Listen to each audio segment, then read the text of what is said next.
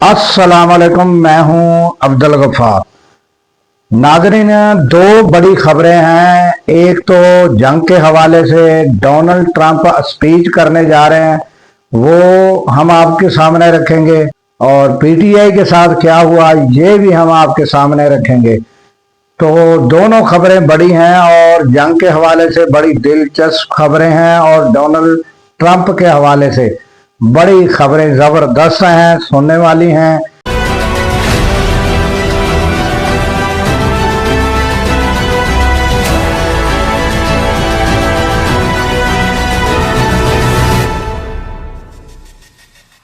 तो नाजरीन, चलते हैं खबरों की जानब। तो सबसे पहले नाजरीन, जंग पर बात कर लेते हैं कि डोनाल्ड ट्रंप जो है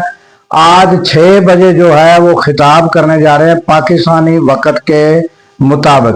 और वो जंग बंदी के हवाले से जो है वो खिताब करने जा रहे हैं।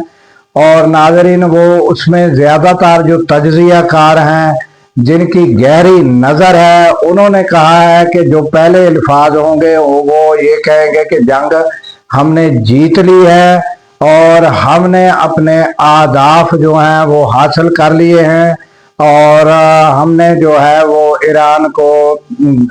जो यूरेनियम अफजूदगी थी जो थी उसको इस काबिल नहीं छोड़ा कि अब वो 10-20 साल वो जो है वो कोई एटमी तवानाई हासिल कर सके, और हमने उसकी जो है वो हालत अब इस काबिल नहीं छोड़ी। तो हमने और वहाँ पर हमने रजीम चेंज भी कर दी है। और फिर उनका कहना तो अब ये भी है कि जो नए सदर आए हैं वो बड़े ज़बरदस्त हैं, वो शिद्दत पसंद नहीं हैं, और इस तरह की यानी कि उनकी गुफ्तगू या स्पीच में ये अल्फाज शामिल होंगे कि हमने अपने अहदाफ हासिल कर लिए और जंग हम जो है जंग से जल्द हम बाहर आ रहे हैं, हफ्ते के 1.5 हफ्ता या 2 हफ्ते के अंदर। और नाजरीन, हम आपको बता दें कि बमबारी कर कर के वो थक चुका है। ये इतनी बमबारी ईरान के ऊपर की है, और नाजरीन उन्होंने कोई तनसीबात नहीं छोड़ी। यहाँ तक कि नाजरीन आपको पता है कि स्कूल तक जो है तबाही की है, स्कूलों की, फैक्ट्रियों की, और नाजरीन यहाँ तक कि ऑयल रिफाइनरी वो और हॉस्पिटल तक कई ऐसी इमारतें, हर जगह पर तबाही और बर्बादी जो है वो की है। मगर अल्लाह का ख़ास करम है कि ईरान जो है तकरीबन अपने पाँव पर खड़ा है, और वो कौम जो है वो सारा मामला जो है वो कौम एक होकर, एकजुट होकर जो है वो अपनी इस आफत और इस मुसीबत के साथ नबर आज़मा है, और इसी वजह से वो ताहाल कायम व दायम और फिर जीत चुकी है। ये डोनाल्ड ट्रंप जो है ये हार चुका है, और ये इसका जो बच्चा है, ले पालक बच्चा नेतन्याहू, वो भी हार चुका है। और आज इस दुनिया ने, जदीद दुनिया के अंदर जदीद टेक्नोलॉजी रखने वाले सुपर पावर, वो नाजरीन हार चुके हैं। और जो अपना ईरान है जिसके पास जो है वो कोई एयर फोर्स ना होने के बराबर, और उसके बावजूद उनके हौसले, और उन्होंने जो ड्रोनों के साथ इनकी तबाही उतारी, और फिर इनके जो अलाए ममालिक जिनमें यानी इनके अड्डे थे उन पर जो उन्होंने जो तबाही और बर्बादी और जितना माली नुकसान पहुंचाया है, वो उसका अंदाज़ा जो है आप नहीं कर सकते नाजरीन। यहाँ तक कि जहाँ जिन जिन ममालिक में अड्डे थे वो लोग आज तक अपने आप को महफूज समझते थे और जंगी तौर पर, और दूसरा वो नाजरीन मुस्तहकम भी थे। इसलिए मुस्तहकम थे कि वहाँ पर टूरिस्ट और नाजरीन उन्होंने जो जिस तरह उन मुल्कों को बना रखा था सैर व सयाहत के लिए, और वहाँ पर پھر اس طرح کی انویسٹمنٹ کے لوگ وہاں جا کر یہ سمجھتے تھے کہ ہماری انویسٹمنٹ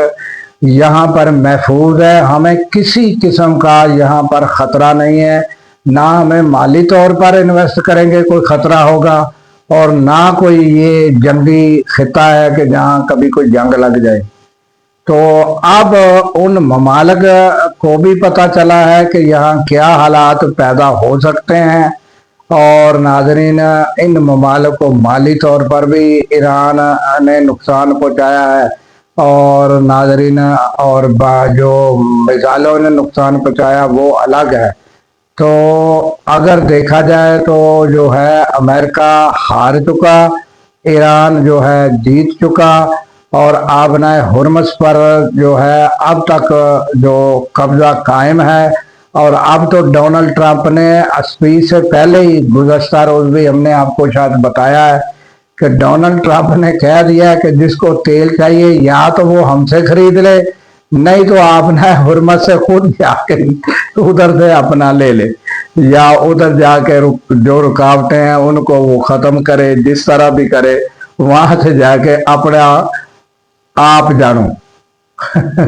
جس میں پنجابی میں کہتے ہیں اپنا آپ جانو۔ اب وہ آبنا ہرمز کے معاملے میں تو اس نے کہہ دیا صاحب کہ جناب علی اپنا آپ جانو، اور یہاں تک کہ اب وہ انہوں نے کہا کہ میں تو بھائی جا رہا، میں تو نکل رہا جنگ تو بعد، چاہے جنگ جیتی گئی یا نہ جیتی گئی۔ اسپیچ ہم نے آپ کو بتا دی کہ وہ اسپیچ اس طرح کی ملی جلی اسپیچ ہوگی۔ تو یہ ناظرین تازہ ترین صورتحال جنگ کے بارے میں، اور اس کے بعد پی ٹی آئی کے بارے میں ہم آپ کو بتاتے ہیں ناظرین کہ پی ٹی آئی میں کیا اردو میں ایک جملہ ہے کہ سار منڈواتے ہی اولے پڑ گئے۔ ادھر ناظرین ان کے پاس پہلے ہی پی ٹی آئی کی ایک پوری مکمل جماعت موجود ہے، اور ناظرین آپ کو پتہ ہے کہ گزشتہ جو الیکشن ہے اس میں کتنا انہوں نے یکجہتی اور کتنی وہ انہوں نے جو ہے عقل مندی کا مظاہرہ کرتے ہوئے، آپ کو دیکھو کسی کے پاس کوئی بینگن، کسی کے پاس ناظرین کے کون سے لالٹین، کسی کے پاس کوئی ایسے نشانات جو بندے کو یاد بھی نہ رہیں، وہ نشانات دیے، مگر پھر بھی قوم نے ووٹ ڈالا۔ اور اس کے باوجود آئی ایس ایف اور یوتھ ونگ یہ سب ناظرین پوری یہ موجود ہیں، اس کے باوجود بعض اینکروں کا کہنا یہ ہے کہ یہ جو رہائی فورس بنانے کا پلان تھا یہ کیوں ہوا، یہ بھی کافی لوگ کہہ رہے ہیں۔ اور اس کے بعد پھر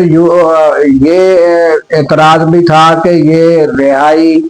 فورس جو فورس نام ہے اس پر بھی اعتراضات ہوئے، اور حکومت کی جانب سے بھی ہوئے۔ تو پھر کہا گیا کہ رہائی امن فورس ہے یہ۔ اب وہ رہائی امن فورس اب تیاریوں میں تھی، اور ان کی جو ہے ممبرشپ جاری تھی۔ تو جو ہے چیف جسٹس جو ہے وہ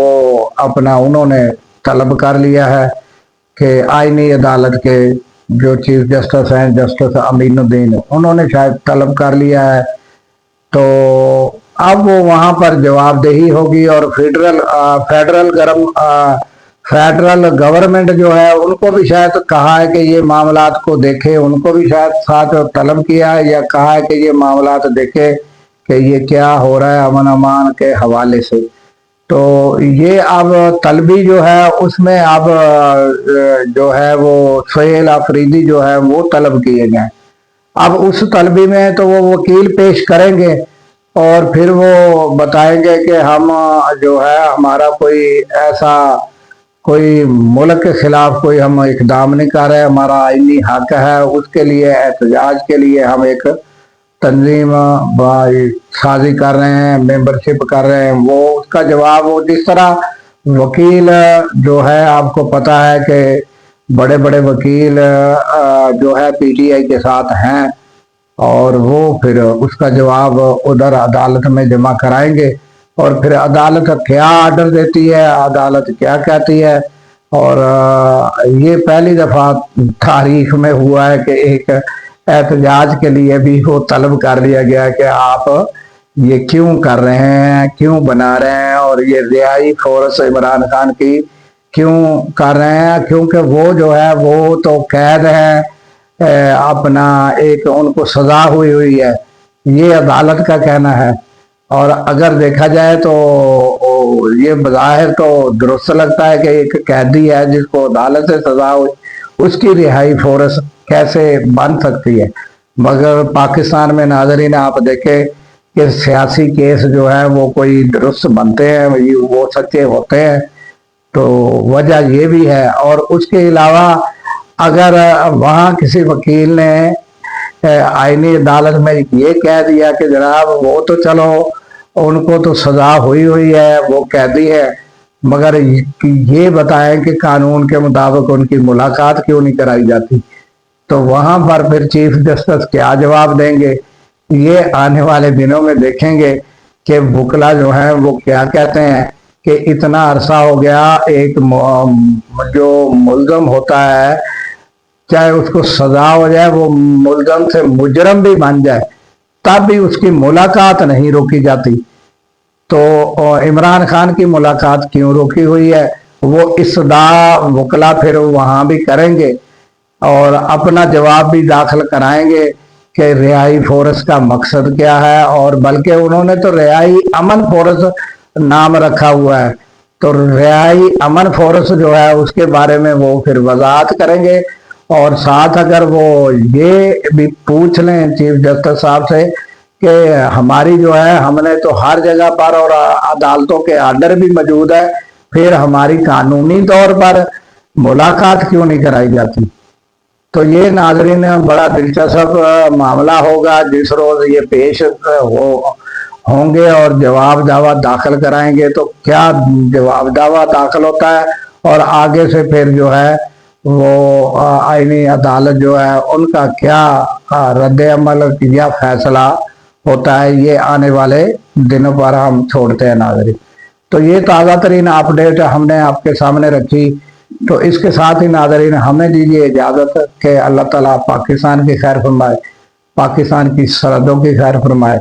और सरहदों पर मामूर हमारे जवानों को अल्लाह ताला शाद व आबाद रखे। क्योंकि नाज़रीन जब हम रातों को सो रहे होते हैं वो सरहदों पर जाग रहे होते हैं। अल्लाह हाफिज।